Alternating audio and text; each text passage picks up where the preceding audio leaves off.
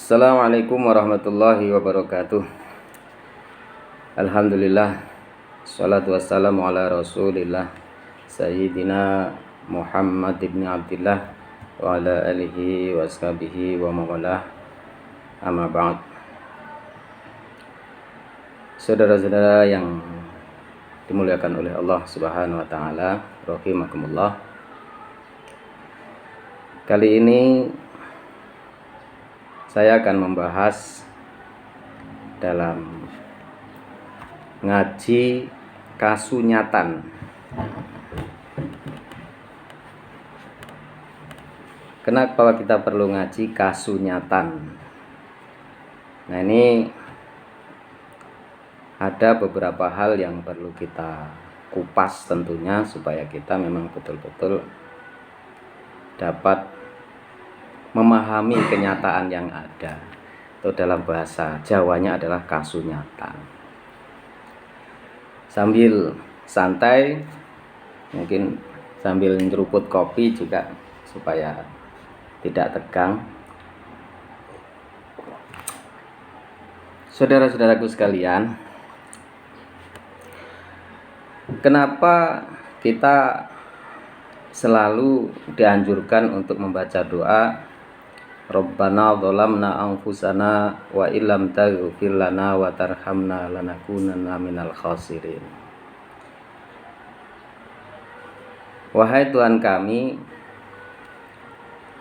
sungguh kami telah banyak mendolimi diri kami sendiri. Dan apabila Engkau tidak mengampuni dan mengasihi kami, maka sungguh kami adalah termasuk golongan orang-orang yang merugi. Dalam ngaji kasunyatan ini perlu kita kupas. Ternyata dalam setiap hari atau bahkan dalam setiap jam, bahkan setiap menit, ternyata kita ini banyak selalu dolim kepada diri kita sendiri. Nah, mungkin kadang-kadang kita sudah merasa banyak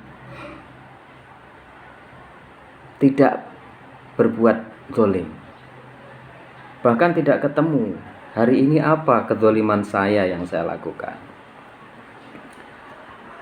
Nanti itu saya akan coba sedikit untuk mengupas tentang kasunyatan,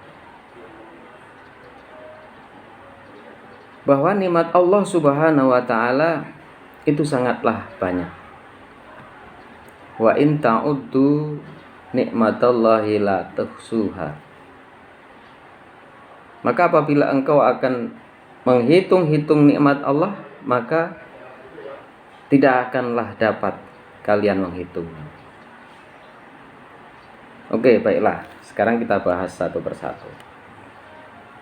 Betapa besarnya nikmat Allah Subhanahu wa ta'ala, sehingga kita wajib bersyukur.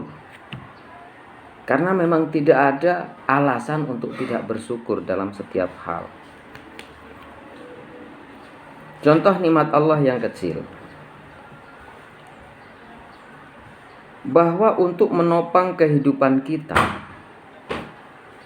sehingga kita tetap mampu bernafas, mampu bergerak, mampu beraktivitas, darah berjalan dengan lancar. Ternyata bukan sepele masalah ini. Ini kalau kita kaji luar biasa. Nikmat Allah ini bukan sepele seperti apa yang kita rasakan. Kadang-kadang kita tidak merasakan nikmat. Contoh kecil misalnya, kita makan sepotong daging sapi, katakanlah begitu. Kita kan seenaknya saja tinggal mengunyah dan menelan. Setelah itu nggak terasa lagi. Bahkan kadang-kadang kita lupa untuk bersyukur. Nah, sekarang coba kita kaji. kasunyatan ini. Allah dalam menyediakan sepotong daging ini tidak serta-merta, sepele, begitu saja siap dimasak dan hidangkan lalu dimakan. Ternyata Allah dalam menyiapkan rezeki buat kita yang berupa sepotong daging itu melalui proses yang sangat panjang dan melibatkan beberapa unsur sehingga menjadi sepotong daging. Dimulai dari janin sapi betina dan sapi jantan, sehingga pembuahan antara sapi betina dan sapi jantan sehingga menjadilah janin. Nah, proses janin atau kehamilan sapi ini ya tentu memakan waktu yang berbulan-bulan.